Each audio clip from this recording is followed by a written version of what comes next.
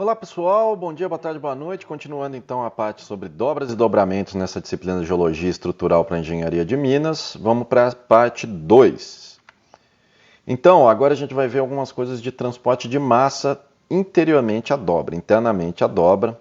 Vamos entender um pouco sobre a variação de espessura nas camadas dobradas, olhar esse adelgaçamento que dá aqui nos flancos e às vezes um espessamento que dá na charneira. Olha só, para entender essa figura, eu tenho uma dobra aqui, cheguei na charneira, dobrei aqui de novo, outra charneira, dobrei aqui outra vez. Repara como o flanco está estiradaço enquanto a charneira está bem espessada. Olha esse adelgaçamento dos flancos e esse espessamento.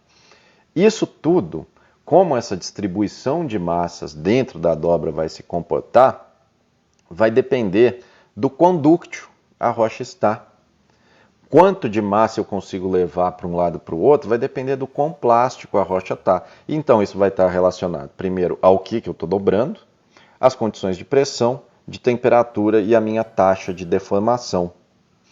Então a ideia é que dobras que vão variar menos entre flanco e charneira, ou seja, que não vai espessar muito a charneira em relação ao flanco, coisas nesse sentido, provavelmente são mais rasas, porque eu não estou tão dúctil, eu não consigo arrastar com tanta facilidade o meu material. Ele está agindo quase como uma coisa rúptil, mas ele ainda consegue se deformar plasticamente. Então a gente vai ter um maior transporte de massa quando eu tiver mais pressão, mais temperatura e o material estiver se comportando bem daquela maneira plasticona mesmo, conseguindo andar e fluir com uma maior facilidade. E, logicamente, gente, lembrando que a gente já viu sobre questões da litosfera. Um mármore vai agir de uma forma diferente de um quartzito, que vai agir diferente de um basalto, que vai agir diferente de um granito. A gente vai ter que os litotipos vão dar contrastes diferentes e cada um vai começar a agir de uma forma dúctil numa profundidade distinta também. Então, essa é uma classificação inicial muito utilizada, ela é do Ramsay, do fim da década de 60, de 67, e ele compara a espessura do flanco e da charneira, utilizando como base de comparação o arco interno e o arco externo, ou seja, os dois limites de qualquer camada que você esteja levando em consideração. Para isso ele usou isógonas de mergulho. A isógona é a linha que vai conectar os pontos de mesmo mergulho no topo e na base.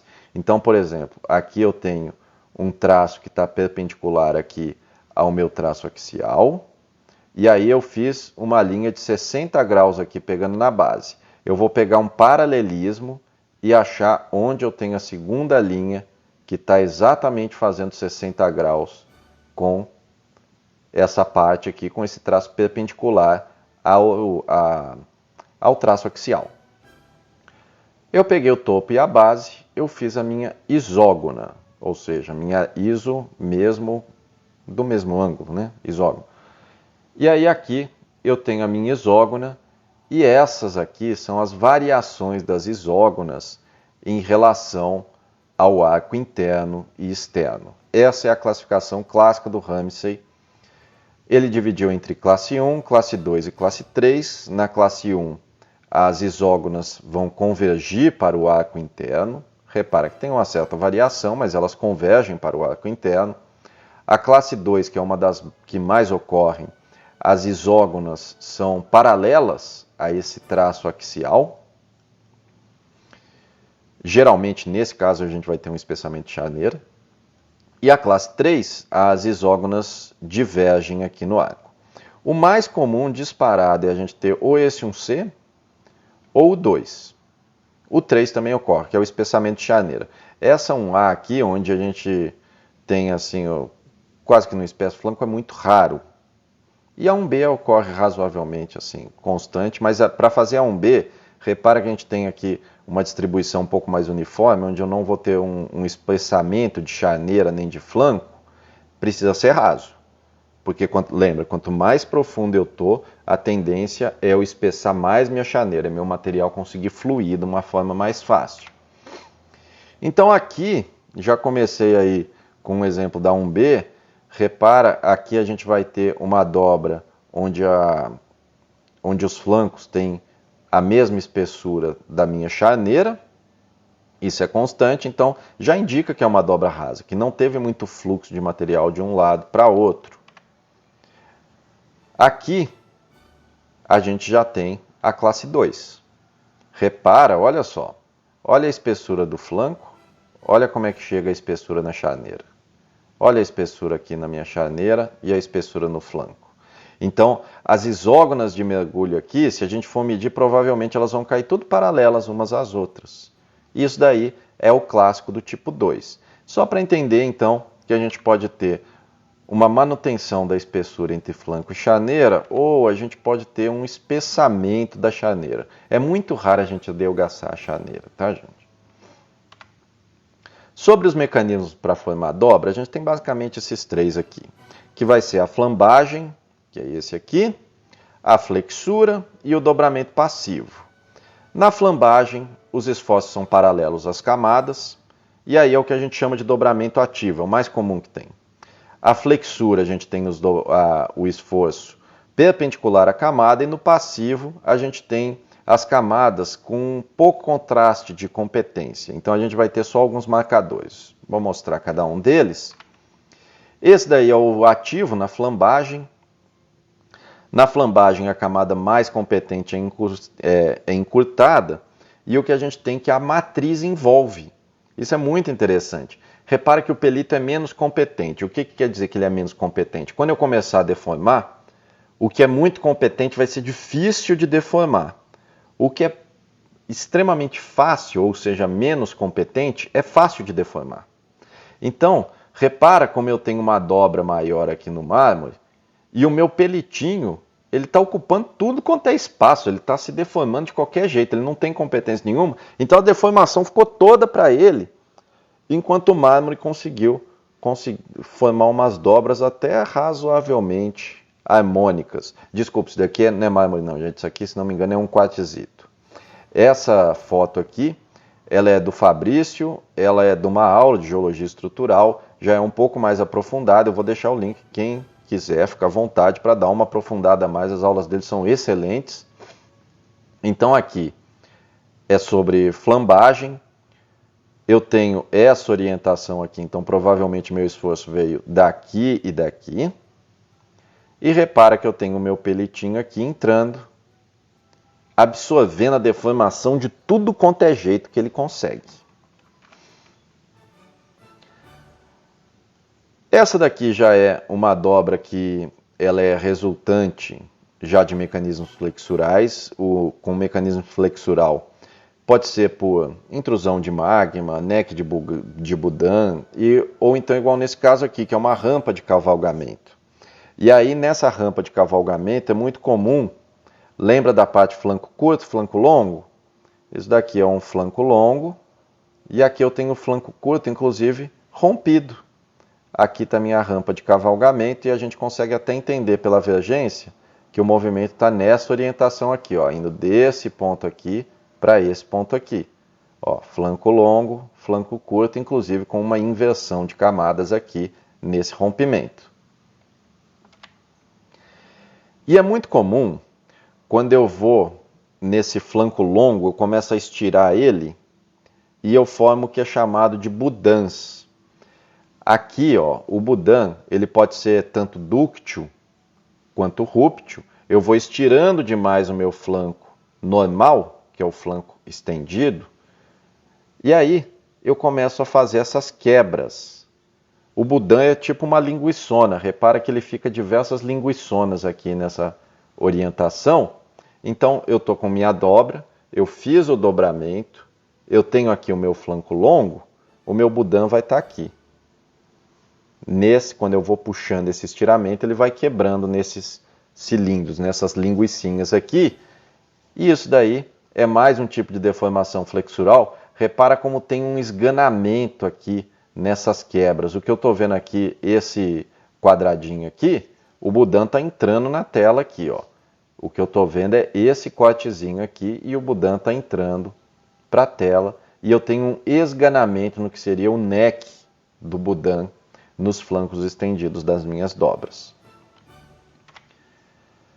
Dobra também pode formar num ambiente distensivo. Aqui é o que a gente chama de cismitos ou slumps, eles se formam devido à gravidade. Isso daqui são fotos desses cismitos, geralmente são dobras, elas costumeiramente tendem a ser desarmônicas, elas ficam restritas a um intervalo, isso daí fica parecendo muito, gente.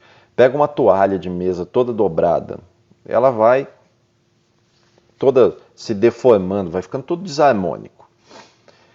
É bom distinguir esse tipo de dobra, porque isso é uma estrutura primária, ela é sedimentar, das estruturas tectônicas, é bom ter esse entendimento. Repara nesse bloco diagrama aqui, como eu tenho a falha normal caindo, eu tenho as regiões onde eu formo minhas dobras desarmônicas, esses slumps, mas eu posso até chegar lá na frente a formar algo convergente, é como se eu estivesse empurrando tudo, e aí onde eu estou escapando material aqui, eu formo como se fosse uma pequena convergência. Então é muito importante saber distinguir esse tipo de dobra das dobras tectônicas. Entender um pouco onde a gente vai entrar nas dobras como um critério prospectivo, como um guia prospectivo. A variação da competência, ela gera uma descompressão na charneira. Olha só, aqui a gente tem uma dobra e repara como a charneira está com um buraco, está um vão. Esse vão ele pode inclusive colapsar às vezes. Aqui está a minha dobra, a charneira está toda quebrada aqui, tamanha descompressão. Onde tem descompressão, gente, é fantástico para juntar fluido e fazer meu depósito. Pode ser depósito de ouro, pode ser depósito de óleo, igual esse que eu vou citar aqui agora. Isso é numa região dos Andes, no sul do Chile, perto da Patagônia aqui. Os Andes, ele, como um todo, ele é dividido entre cordilheira principal, pré-cordilheira, e aí tem as partes retroarco. E aí, nessa região, tem algo fantástico, porque tem depósitos de óleo intracontinentais, e esses depósitos de óleo, o óleo ele tende a ir para a região de descompressão. E aí, o óleo aflora em alguns pontos, igual dá para ver nesse videozinho aqui. O óleo está esganado e ele vai para a charneira dos antiformes. E aí ele chega na charneira do antiforme e ele consegue aflorar quando eu tenho uma erosão. É uma das coisas mais fantásticas. Você vai andando, vendo as camadas dobradas, e aí chega num ponto, você consegue enxergar nesse pedacinho aqui, literalmente, o nosso óleo aflorando, porque a gente está na charneira do antiforme. Simplesmente fantástico. Isso eu acho que foi uma das coisas mais interessantes que eu já vi em termos de geologia. Um outro ponto, aqui já entrando para a próxima aula, quando eu tenho um local muito deformado, tipo uma zona de cisalhamento grande, que é o que a gente vai ver na próxima aula, a gente pode desenvolver o que se chama de dobra em bainha. O embainhamento é isso aqui, tá, gente? Nós vamos puxando, você deformou tanto, que todas as linhas tendem a se paralelizar, inclusive a sua linha de charneira, inclusive o seu eixo. Então, a tendência é como se eu estivesse aqui puxando minha blusa para frente, tá? Eu vou puxando, levando. E aí a tendência é eu formar esses bicos aqui. Deixa eu só arrumar aqui. Pronto. A tendência é eu formar esses bicos aqui, tá bom? Dizem que em Lamego, nos depósitos, né, tem o depósito Cuiabá, Lamego, de ouro aqui no quadrilátero, diz que é uma dobra em bainha. Não sei, não conheço tanto da geologia de lá. A gente vai ver agora os padrões de redobramento. Só deixando bem claro, a dobra em bainha para acontecer, eu preciso ter um cisalhamento muito intenso. Ela só ocorre bem no centro de zonas de cisalhamento. Essa região do quadrilátero realmente é bem deformada. Sobre redobramento ou dobras superpostas, não é simples, eu vou mostrar para vocês aqui um geral. A cara fica bem esquisitona assim, mas é o que acontece, por exemplo, eu já tenho uma dobra e eu mudei meu estado de tensões e eu deformei novamente as minhas estruturas que já estavam dobradas. O Ramsey e Huber, em 87, eles fizeram uns padrões de tipos clássicos sobre redobramentos. Tem, por exemplo, esse tipo 0 aqui, ó. Tem o tipo 1, tipo 2, tipo 3 e os diferentes estilos. O tipo, né, esse 0, é quando eu tenho um paralelismo do sigma 1. Então o que acontece é um encurtamento. Eu já tinha uma dobra, eu começo a ter um encurtamento. E às vezes eu posso até redobrar um pouco. Quando eu vou para o tipo 1, eu formo o famoso padrão caixa de ovos. O meu sigma 1, ele mudou e ele ficou ortogonal. Ele primeiro dobrou assim e agora eu apertei desse jeito. Eu formo como se fosse uma caixinha de ovos mesmo. O 2 é o que chama de padrão meia-lua, onde eu já tenho uma obliquidade. E o 3 é quando eu já tenho um redobramento, ou seja, eu dobrei minha rocha aqui, eu tenho um redobramento, que é o que forma a dobra em laço. Isso tudo são padrões um pouco mais complexos, mas é bom vocês entenderem e saber que existe também. Em termos de representação estereográfica, a gente já viu isso. É muito difícil, gente, geralmente eu conseguir medir o meu eixo ou a minha superfície axial da minha dobra.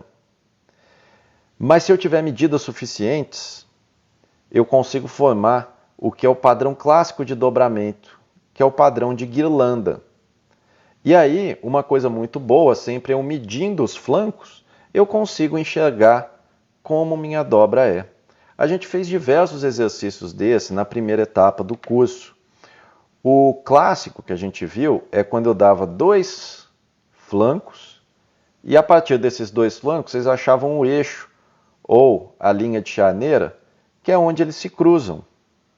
Uma outra forma que a gente viu também é quando eu dava diversos pontos, que eles seriam como se fossem diversos pontos de flanco, e aí vocês traçaram os polos desses pontos, e a partir disso, o plano que continha todos os polos, que é esse plano aqui, ele é ortogonal ao meu eixo. Então vocês lembram que quando vocês colocavam todos esses pontinhos aqui dentro do mesmo grande círculo, eu encontrava o meu eixo. Esse daqui é o que chama de diagrama do tipo π, tá? E a partir desse diagrama do tipo π, eu consigo ver se minha dobra é normal, se minha dobra é recumbente, se minha dobra é reclinada, se o meu eixo ele tem um mergulho ou não tem. Tudo isso a partir do estereograma. Próxima aula, então, a gente vai finalizar essa parte um pouco mais teórica de aulas assíncronas com zona de cisalhamento e depois a gente cai em mapa geológico. Valeu!